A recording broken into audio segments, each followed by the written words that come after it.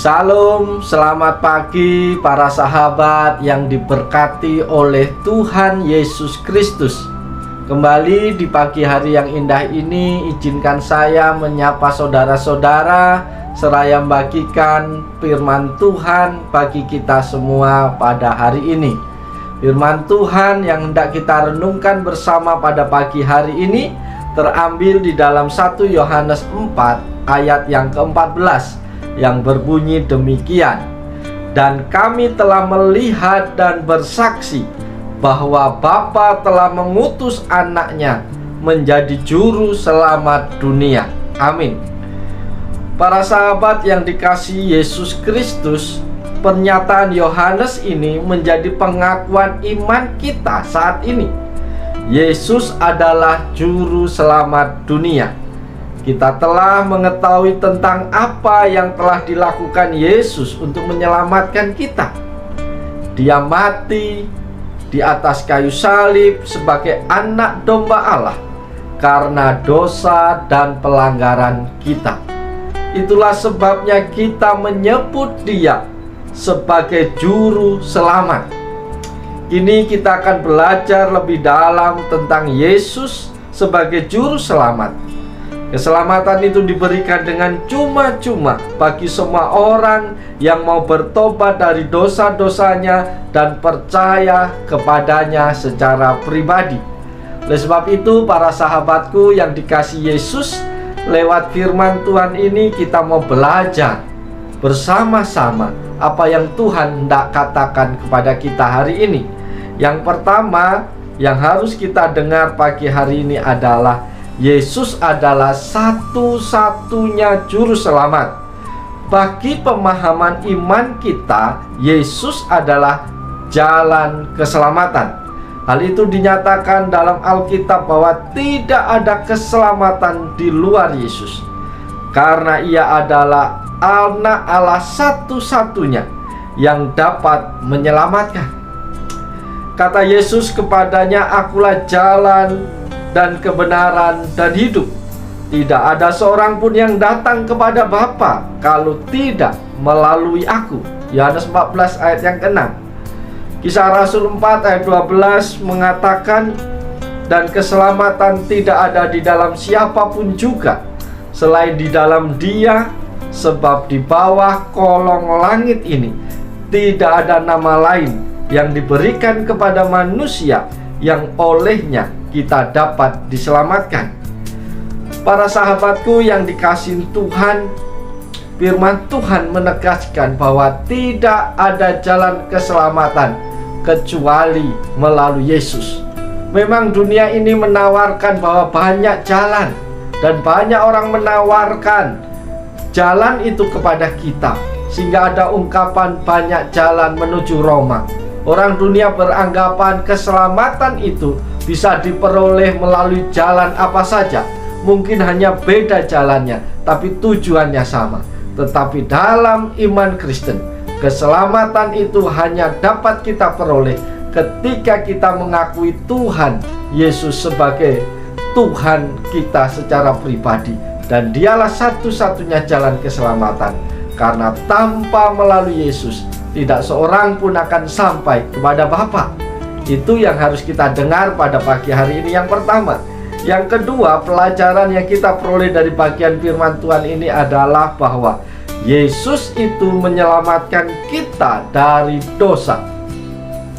Hal berikut yang harus kita mengerti tentang Yesus sebagai juru selamat ialah bahwa Yesus menyelamatkan manusia dari dosa. Berapa orang percaya bahwa jika mereka menjadi seorang Kristen, mereka diselamatkan dari semua penyakit dan kesusahan dan kesulitan. Sehingga ketika mereka sakit atau mengalami kesulitan, mereka merasa bahwa Yesus telah gagal melakukan hal-hal yang seharusnya Dia lakukan untuk mereka. Ini karena mereka tidak mengerti maksud Yesus sebagai juru selamat. Bila kita membaca firman Tuhan tentang kehidupan murid-murid Yesus, kita mengamati bahwa mereka juga menderita berbagai kesulitan. Berapa orang dipukuli, berapa yang lain dipenjara, bahkan berapa mereka dibunuh. Kesulitan-kesulitan mereka alami karena mereka menjadi pengikut Yesus. Jadi bukan karena kejahatan mereka. Mereka tidak mengeluh, mereka menyadari bahwa Yesus telah menyelamatkan mereka dari dosa-dosa mereka, dan mereka telah mempunyai tempat tinggal yang kekal bersama dengan Tuhan di surga. Oleh sebab itu, janganlah kita salah paham bahwa mengikut Yesus artinya bebas dari segala penderitaan, bebas dari segala masalah. Itu salah besar. Karena barang siapa mau mengikut Yesus, dia harus pikul salib. Dan pikul salib itu identik dengan penderitaan. Tetapi kita layak bersyukur kepada Tuhan, karena Yesus mati itu karena menyelamatkan kita, mengampuni dosa-dosa kita. Oleh sebab itu, ini yang perlu kita pahami, bahwa tidak ada janji Tuhan yang mengatakan bahwa ikut Tuhan itu enak saja, ikut Tuhan itu jalannya mulus-mulus saja tanpa kesulitan. Itu omong kosong. Tuhan tidak pernah berjanji seperti itu. Tetapi ikut Tuhan, Tuhan memang tidak janjikan kemudahan, tetapi Tuhan menjanjikan ending setiap perjalanan kita adalah happy ending bersama dengan Tuhan, yaitu di surga. Itu yang kedua yang harus kita ingat pada pagi hari ini. Yang ketiga, para sahabatku yang dikasihi Tuhan, kita harus menyadari bahwa kita diselamatkan untuk melayani Tuhan. Para sahabatku yang diberkati Yesus Kristus, sebagai juru selamat, Yesus mengerjakan lebih dari sekedar menyelamatkan kita dari dosa. Dia menyelamatkan kita dengan satu tujuan, agar kita hidup menyenangkan Allah. Itulah yang Yesus lakukan bagi setiap orang. Bila dia menyelamatkannya, dia memberikan suatu kehidupan dan hati yang baru. Dalam 2 Korintus 15 ayat 17 kita membaca firman Tuhan sebagai berikut. Jadi siapa yang ada dalam Kristus, ia adalah ciptaan baru. Yang lama sudah berlalu, sesungguhnya yang baru sudah datang. Amin.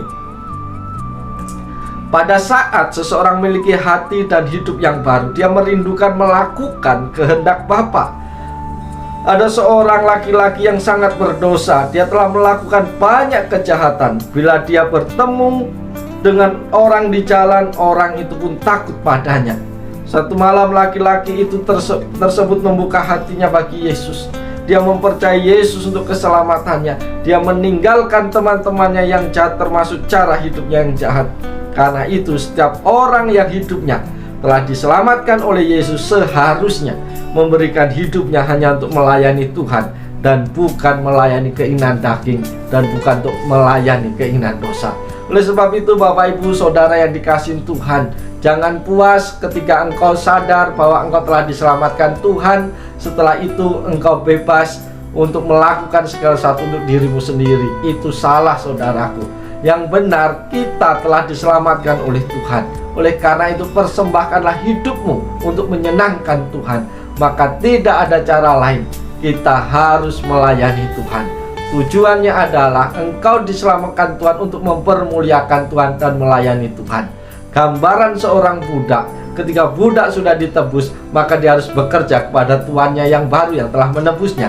Kita adalah budak dosa dan sudah ditebus oleh Tuhan Yesus. Maka kita harus bekerja dan melayani Tuhan kita yang baru, yaitu Yesus. Tinggalkan tuan lama kita, yaitu kejahatan dan dosa kita. Hiduplah di dalam Tuhan, miliki hati dan hidup yang baru bersama dengan Tuhan.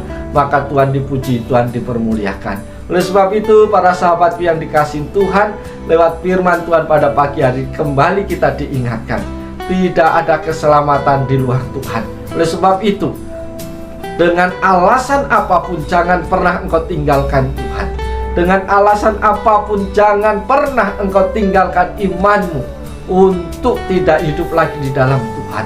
Dunia hanya menipu dengan hal-hal yang baik secara kasat mata, tetapi ujungnya menuju kebinasaan. Oleh sebab itu, pegang teguh imanmu bahwa Yesuslah satu-satunya keselamatan. Tidak ada jalan lain untuk kita sampai kepada Bapa kecuali lewat Yesus. Oleh sebab itu, Yesus mau mati untuk engkau. Engkau berharga di mata Tuhan. Engkau telah ditebus, engkau telah diselamatkan oleh Tuhan. Maka permuliakanlah Tuhan lewat tubuhmu, lewat hidupmu, dan layanilah Tuhan. Oleh sebab itu, para sahabat yang dikasihi Tuhan, Mari kita masuki hari ini dengan penuh sukacita. Yakinlah bahwa engkau telah ditebus oleh Tuhan, maka kita tidak dibelenggu di dalam kekuasaan dosa lagi. Maka jangan berbuat dosa lagi. Mari kita bekerja dengan sepenuh hati. Kita layani Tuhan melalui hidup kita, melalui talenta kita, melalui harta kita, bahkan seluruh aspek hidup kita. Biarlah kita persembahkan untuk hormat dan kemuliaan Tuhan. Oleh sebab itu, selamat bekerja, selamat melakukan yang terbaik untuk Tuhan. Yakinlah Tuhan bersama dengan kita sepanjang hari ini. Tuhan Yesus menolong, Tuhan Yesus memberkati kita selama-lamanya. Amin.